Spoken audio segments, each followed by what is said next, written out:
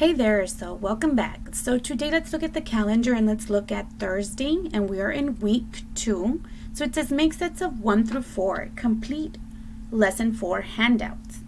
So I want you to grab 4 things that you can make sets of. So if you can grab crayons, cars, pencils, you are going to count to 4. So let's grab 4 pencils and count. Get ready?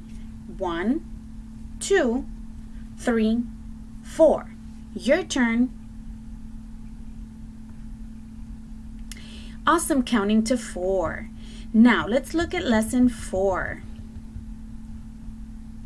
Let's look at lesson 4 handout.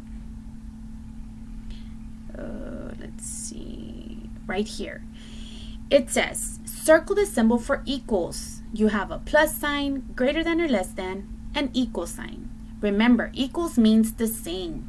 So circle the answer. Number 2, you remember the ABA pattern? Remember, ABA goes something like this. A, B, A, B. What is your answer? Is it this one or this one? Number 3, how many dolphins do you count? Let's count them together. Get ready? 1, 2, 3.